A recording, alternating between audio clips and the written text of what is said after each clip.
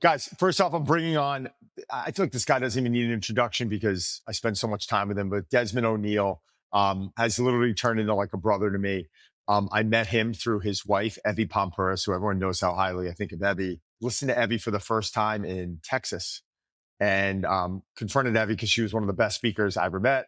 Not to know that her husband, Desmond, is as impressive. So, and don't tell Evie I said that, right? So, but yeah, Des now, I mean, incredible background, Secret Service agent. I mean, you could go through more of the details, Des, later on, but I think your resume, if I was to sit here going through your resume, it would take me about an hour. But I think what I loved about your story on our last podcast, because you were on one of the earlier episodes, was, you got punched in the face a lot. You were doubting yourself at times. Yep. And now to see where you are now in this empire that you and Evie are building and this incredible family. I mean, it's just, it's so inspiring to watch, and grateful to call you one of my closest friends, and just thank you so much. And another thing, guys, I know I'm rambling right now, but Des is just one of those friends. He's like, where do you need me?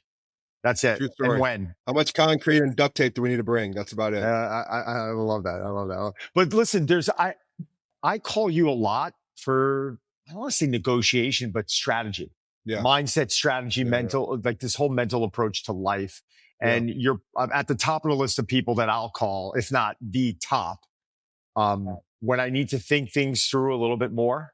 Even if sometimes I feel like I know the answer, or maybe I'm not confident with the answer, I'll call you and you'll just instill these points in my head. And that's what I think today is about. Like, I want to start our first episode off on negotiation and getting the yes in 20 minutes, because you've had to be in environments where when you show up, it might be at a place that you don't want to be at with someone that you definitely don't want to be speaking with, but you've got to earn this level of trust. And I think that's impressive when you have to go into that environment and establish that. So let's get it.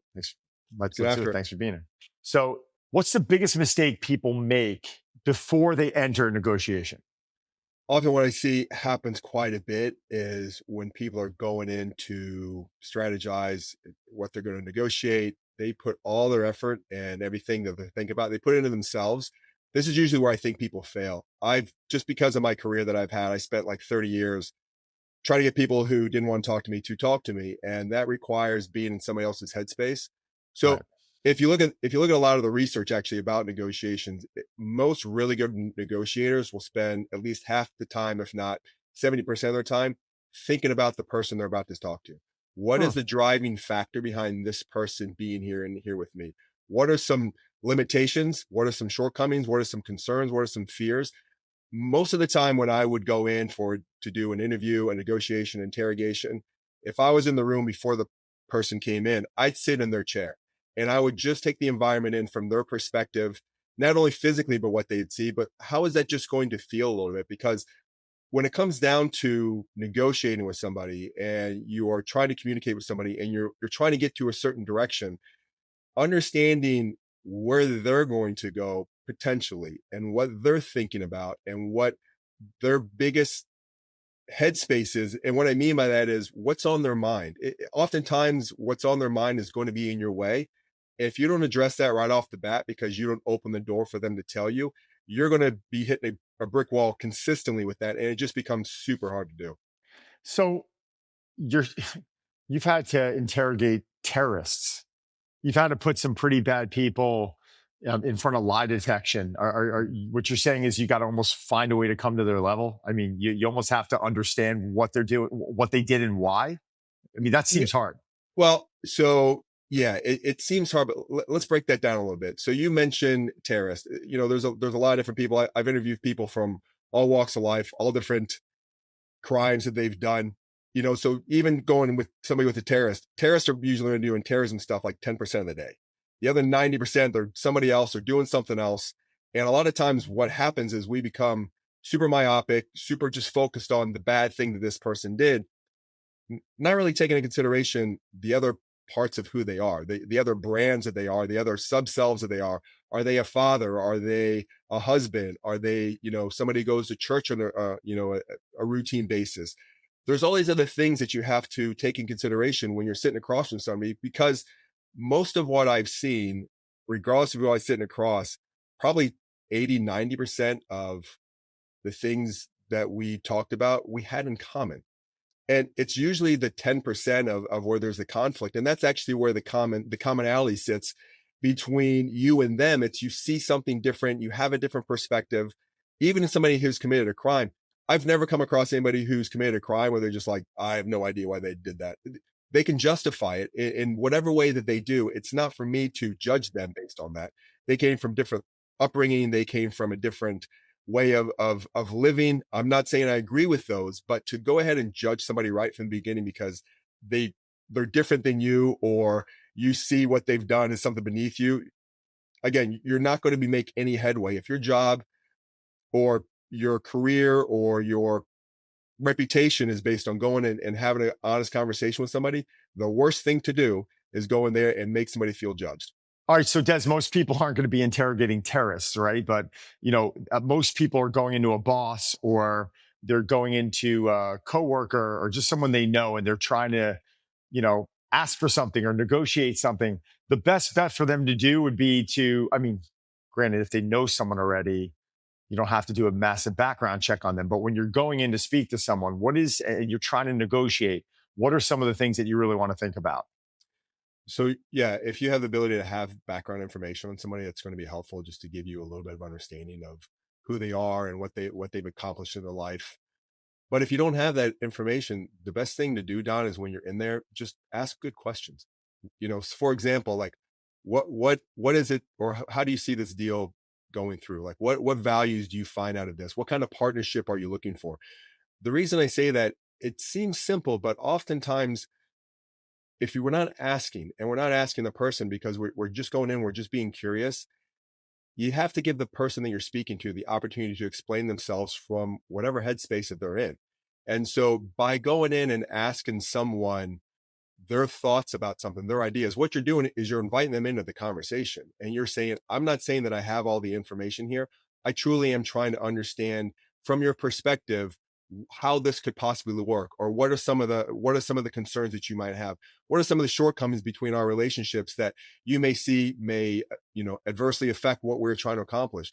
Asking questions like that, because it allows somebody else to explain these things to you, and then you're showing that you're genuinely interested and concerned, that you want to know what they're talking about, you want to know how they're feeling, you want to know the direction they're going to go. And when you can remain curious, most people don't do that. Like we're very quick to check out. We have such this cognitive bandwidth that oftentimes when we go in and we have a certain agenda that we're speaking to somebody with, and we're listening to what they're starting to say and it's starting to not register with us, we'll quickly check out with that because we're starting to think about our rebuttal. Don't do that. Like, go in, if you're talking to your boss, if you're talking to a colleague, if you're talking to somebody you want to have a collaboration with, understanding what their values are. Their values may be different than yours. And so if you think that you're in alignment with that and you're wrong, it's going to be a lot harder for you to close a deal. This episode of Stronger is brought to you by Masterclass. With Masterclass, you can learn from the best to become your best. All right. Masterclass keeps adding new classes, so there's never been a better time to get in. And they've added a bunch of new classes. So let me see what I'm going to check out right now. I'm looking forward to it. So stay ahead of the curve with a suite of classes on how to use AI to work smarter, think bigger, and get more done, including revolutionize your workflows with AI, the new rules of wealth, and AI and medicine, your secret to better health. I'm using a ton of AI now. Very interested in this. We'll see. Apply CIA tested tactics to everyday life with the art of intelligence. That sounds really interesting. Negotiate your next raise with lessons from Super Agent Rich Paul or FBI negotiator Chris Voss. That might come in handy considering my wife's the one that pays me. So I may have to negotiate my salary with her. We'll see. Design your dream home on your budget with Joanna Gaines, my favorite masterclass of all time. Jo Gaines, unbelievable person. Check out her stuff. It's unreal. And look and feel better with courses on gut health, brain health, and skin health. I'm 49 now. You need to keep, making sure the skin looks good. With plans starting at $10 a month, billed annually, you get unlimited access to over 200 plus classes taught by the world's best business leaders, writers, chefs, and more. Right now, as a listener of the show, you get at least 15% off any annual membership at masterclass.com/stronger. That's 15% off at masterclass.com/stronger. Head to masterclass.com/stronger to see the latest offer. Guys, you're going to love it. I'd like to thank David Protein Bars. David Protein Bars are not like any other protein bars. To put it into perspective, David delivers 150 calories and 0 sugar, all right, across both its gold and bronze product lines, delivering 28 and 20 grams of protein respectively. That equates to 75% and 53% of the calories from protein, the highest protein calorie ratio by any leading bar on the market, okay, which typically equates to 40%. And ironically, I just took my daughter to the store, swear to God, I took my daughter to the store to purchase a few boxes of David Protein Bars, and she was actually asking me about the macronutrient profile. She loves the taste. I love the taste. And when I'm traveling, I find myself using these the most. Now, I'm someone that loves to consume whole foods. That's where the bulk of my diet comes from. But I do find myself in situations where I could be traveling on the train, on a plane, whatever it might be. It's nice for me to leave a couple of bars in my backpack so I can just grab it in case of that emergency. So right now, David is offering to our listeners a very special deal. All right. Buy 4 cartons and get the 5th free when you go to davidprotein.com/stronger. That's davidprotein.com/stronger. Thanks, everyone. Sometimes you don't have much time though, right? So pushing harder is something that you need to do. I was just thinking about a conversation I was having, talking about your wife. I went into a Dunkin' Donuts the other day, a new one I started going to grab my coffee. I'm not getting any cat blasts. All right, I was getting a coffee and I walk in, a couple of people behind the counter, see someone with the cast on. They're serving me. I'm like, hey, how are you? They're very, very timid. Like, just kind of nodded at me. Or I could tell. I was like, all right, not too friendly, no big deal. They don't know who I am. The next day I come back in. What's going on? What'd you do to the hand? They start talking to me. My son just did it. We start laughing over it. Third day, fourth day, fifth day. Now I'm rolling in and this person is completely loose. What's going on? How's your son? I'm good. And you're going back and forth in this rapport. Now that was in about a week span. It took you, maybe 20 to 30 seconds to loosen someone up and kind of gain that trust over time. But when you're going in and you're in the situations that you're in, or you're someone that's going in and they have one shot to get something done, you don't want to sound desperate. You don't want to be too pushy. Like, how do you know when to drive that a little bit harder? Yeah, really good question. So let me back that up just a second, because you brought something up that I think is really important but really misunderstood, is the word rapport. And let me ask you, what do you think rapport is? Ooh, I think it's just like a dialogue. I think it's just a friendly dialogue and a consistency to that dialogue. And I just think when someone sees you and you're a familiar face and you establish a little bit of back and forth, I feel like that's rapport, but that might be wrong. No, and it's right. And so the reason I ask you that is a lot of times people have this misunderstanding that rapport is to be friendly and to be kind and to have these really superficial conversations. Maybe sometimes that could be rapport. Rapport is really at the heart of it. It's psychological alignment. Are you and the person you're speaking to psychologically aligned? A lot of the times when I would go in and have a conversation with somebody, they may be under pressure. It may be something they have to do very quickly. And it oftentimes is somebody that we are not friendly with each other, but we are both there for a specific reason. I need to talk to this person to get information. They are either willingly there to express information, or they're reluctantly there because they're looking for information from me. I bring all that up because under any type of circumstance, if you are just in alignment with somebody else's headspace, then that's what rapport is going to be. So for example, Don, if I came to you, and I'm going to get back to like time wise, if you're my boss and I came to you and I walk into your office and I have something, a project that I want to talk to you about, a new workout routine or something I saw, and I walk in and you look super busy, you're looking at your watch, you're doing a bunch of paperwork, and you look up and you're like, hey man, what do you need? The last thing you probably want from me to be like, hey man, I just, I want to come in and talk about this, but hey, how was your weekend? What'd you think of the baseball game? Most people historically would think like that's how you start to build rapport. You get the small talk, you get this conversation going on. At that moment, you've already told me without saying it that I got a lot going on my plate. I got a lot on my mind. I'm willing to hear what you need to say. Get to it, like land the plane.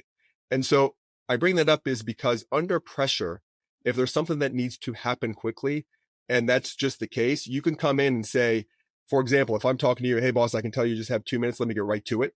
Let me, give you the, the bottom line up front.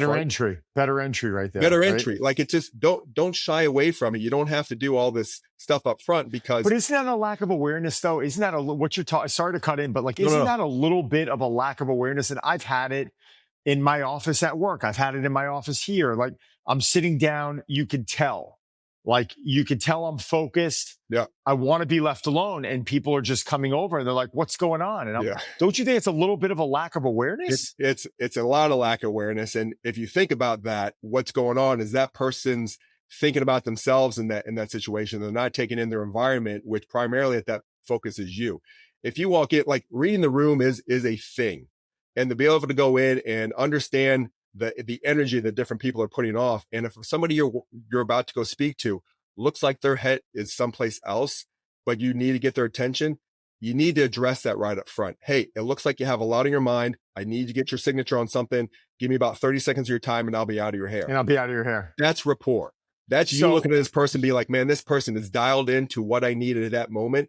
I appreciate that. You get your signature, you go out. The next time they come in, if they continue to do that, you're going to appreciate every time this employee or this partner shows up because they have read the room. They have situational awareness. People who don't do that, it's just one of these things where you're just like, can you just get to it? Like, I got stuff to do. We're all busy in different ways. And I'm not saying those conversations don't become important at times.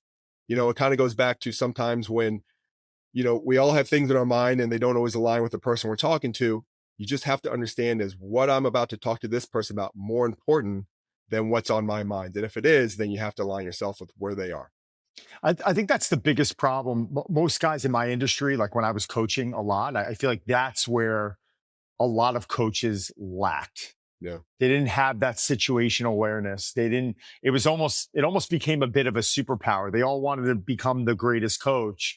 And then when they were in an environment where they had different personalities coming in, and face it, like I've trained up to 13 1 hour sessions in a day. I mean, it's Yeah. 13 different personalities. Yeah. And when you're dealing with a lot of celebrities, a lot of athletes, they're a little, some of them are entitled. Some of them are Yeah. coming in, they're having a bad day more than most. How do you get to their level? How can you see them walking in and immediately just judge them by their posture, by the way they're walking, their facial expressions? These are things that I don't know if they're that easy to teach. They're not that easy to teach. More often than not, what happens, and I've seen you do that. Like, you have a genius when you've done it. Gosh, I've seen you coach different people. thank I've seen you coach myself. I've seen you coach Evie. We've all shown up with different things in our minds at different times as you've been with us on each one of those steps. So to go back to that, when the engagement's initially starting, like when you first see people, more often you can pick up somebody's energy. You can just feel something's different.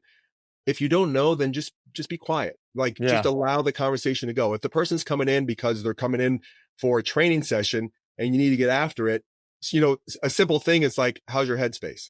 Something like that, just to show, hey, I'm acknowledging. I don't need to throw a bunch of words at you. We don't have to have a conversation, because what you're looking for is you're looking for their response. Hey man, I'm good to go. I am dialed in. Or, man, it's been a rough morning. Both of those are information, and both of those are going to take you in a completely different direction. The first one, the person's telling you, let's get after it. I'm good. I'm ready to go. The second one, this person's probably going to need a little bit of emotional space. Maybe they need you to ask a few more questions if you know them that well.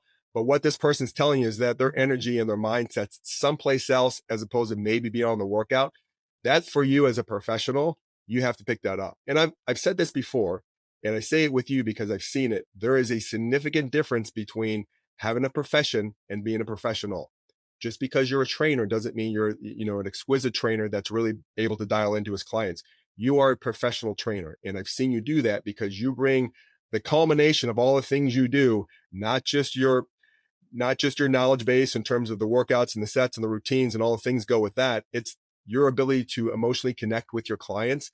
That is, I think, your genius. And because No, I've I seen it appreciate happen, that. and you're able to read the room, you're able to read your people, you focus more on their energy than you do anything else, at least that I've seen. No, I appreciate that. I mean, I always say, when in doubt, just be quiet. Just That's true. honestly, in my profession, sometimes you'd have some really difficult people Yeah. come in, and I would say to myself, I ain't bending this person now. Just set them up with the exercise, get them moving, be very kind of transactional in the questions that you ask. And I would normally find 5, 10 minutes in, they're looking at me going, "Are you all right?" I'm like, "No, I'm great. I could just, Yeah. trying to give you your space. I know you need it right now. Let me know if you need anything out of me." And out of nowhere, you just kind of deflate that. But Yeah. I don't know. It's tough to teach. So what's, we're talking, this is all negotiation, right? What's a tactic that is always shown in a movie that you just know and you look at it, you're like, that's ridiculous. This never works. I've been trying to think about this question a little bit lately, and I can't figure out the answer to it. Yeah. So what really makes good theater is the yelling and the Yeah, the accusing, accusing somebody of that, the light hanging over their head, all of the stuff that go with the drama of like, the climax aspects of like this person's about to confess. That rarely works. I'm not saying that I haven't done that earlier in my career, and even when I did it, it didn't work very well, just because there's this expectation that you're going to now guilt this person, or you're going to threaten them, or you're going to make them feel like that there's no way out. And more often than not, that doesn't happen. And if it does, this is where you can talk people into saying things that they didn't do or that they don't, that's not true. This is where people will quickly clam up and they'll stop talking to you. They'll call for a lawyer. There's a number of different things that happen. I'm not saying it doesn't happen and it's not hasn't been effective, but overall, if you are a good interrogator, if you're a good interviewer, if you're a good negotiator, the worst thing you could do is go in there and have this high level of emotion. Because if you think about it, if I'm going in and showing a high level of emotion, what I'm saying is I'm making this now about me, and I'm the one that's frustrated, and I'm the one that's been hurt or slighted by whatever you've done. That's not my job. My job isn't to show you how disappointed I am in you. My job is to understand why you did what you did in the way you did that. And for me to come in and lose my patience or lose my cool, super unprofessional, is not going to work. And then really down like the worst thing after that, like after you do that and the person doesn't confess, now what are you going to do? yeah. What are you You've gonna played do? your last card. And so in the movies, it's awesome. In reality, it It's doesn't work. hilarious. And unfortunately, I've seen people in my profession do what happens in the movies and they walk out and they're like, well, I don't know what to do now. I'm like, I don't either, Yeah, I because don't either. that's the only play you had and you lost. So don't do that. I used to be, I was that guy a long time ago. I was raised in a catering hall, an Italian family. It was a real environment of like, you work hard, Yeah. work long hours, you work hard and don't complain over it. And I remember my grandfather, God rest his soul, he was the best, one of my mentors and a brilliant business person. But I would see him kind of lose his shit at times, right? And then my father was the same thing. But we're talking early 80s here, when it was just people were emotional and you could just Yeah. get away with that thing. And then when I opened my first business in 1999, I'm sorry, good God, I went into business in 99. When I opened my first business in '05, I remember I was in a few situations in construction where I almost got into fistfights with people on the construction floor. And I'm looking back on it now, I'm like, man, I could have gotten what I wanted if I just would have handled things the way I handle Yeah. it now. But Yeah. instead, like, they're not doing things your way and you're pissed off. And I'm like, what do you mean you're leaving 3 hours early? We're on a Yeah. deadline. And, things just go awry. So, it's great to evolve from that. Hopefully Yeah. most people do and they learn from those lessons. But man, looking Yeah. back on them now, not too proud of some of those It, it behaviors, it's a it's a hard thing to do when emotions get, because we always go in with an agenda, right? There's something called multiple goals theory, where a lot of times we're trying to satisfy multiple goals at the same time. So if you go in and you're trying to get a project done, and halfway through, the foreman's giving you some lip service, your goal initially going in was to say, hey man, I just try to get the final dates, the time, making sure this is done. Now 30 minutes into it, you find yourself in a yelling match because your goal shifted from overall getting the strategy of how this is going to end to, you know what, I got to put this guy in his place. It may feel good at the time, but you probably aren't now going to be able to get back to what your initial goal was. And so it is always a matter of balancing what's the most important thing I need to do here. And emotions are going to show up in all of us. It really just becomes, what's the most important thing? If I get emotional, it might go well, but if it doesn't go well, does it make things worse? And I think that's a lot of times when we have to kind of feel how we want, because it's really easy to get emotional, especially when we care about stuff, we're passionate. Like you bring up your father and your grandfather, like that was their livelihood, that was their job. That's what they should be passionate about that. And those things can still work if you're the person that's in charge, or you're the CEO, or you're the person being like, these are things I need done. But if you're in the middle of a negotiation and you're both at the same level and you start yelling, you've decreased, you've lost your status there. it's amazing what you can pick up on when you're in a room with someone that knows how to do it. Some of my Yeah. mentors, I was fortunate enough to be able to go into a few business meetings with, and just their posture, Yeah. their patience, Yeah. how they sat down there, they nodded. They were actually speaking the least in the room. Yeah. They were the least aggressive. And then out of nowhere, I would see that whole room just turn towards them, and then they own the room. Yeah. So it was fascinating when you get in that environment. And I would urge anyone, if there's someone you look up to, if there's someone that you know is really good at this, try and shadow them, follow them around a day at work. Just go sit in the corner of a boardroom, watch and listen. Sometimes the ones who say less are actually getting a lot more done. Yeah, that's really a good way to put it. It's a skill, it's a strategy, it's a mindset, and those are people. It sounds like they've been able to check all the boxes. So I think that's perfect. Appreciate it. So Des, you're on a couple big. I mean, you're just on Diary of the of the CEO, Yeah, of a CEO. I mean, the phenomenal episode there. thank you. Really just absolutely brilliant. I urge everyone, after listening to this, go watch them on there if you haven't, because you're going to get a lot of Desmond. You're just starting your social handles now. I mean, Yeah. it's great to see you pivoting in this. Reluctantly, yeah, it's tough. But no, listen, it's just, you're the perfect example of like, just do you, like, be great at what you do and just keep doing you. And people are going to gain a lot of confidence, and they're going to get a lot of information out of just listening to you. Could you let them know where your social handles are? Yeah, so pretty much right now I just have Instagram, which is Desmond O'Neill _. You can find me on Instagram. That's pretty much it at the moment. It's just, it's been one of those where for 3 decades I was doing things that, putting people in jail and had top secret clearance, and there's no reason for me to have social handles. So now just coming out, it's just it's a slow burn, and it is something that I'm slowly becoming comfortable with. But I also, I'm also mindful, if I'm going to put out, content, I want it to have value. I want it to mean something to somebody. And if I can help and share some of my experiences with people that, can benefit from that, I think that's great. But I don't have any interest in putting, anything out more than what I hope people would find value. So that's where we are at the moment. Well, love it. Des, thanks again. People are going to be seeing a lot more workout content of you and I when I get you out here a little bit more. So they're going to be Looking forced forward to to see it, I think. I think I'm looking Can't forward wait. to it.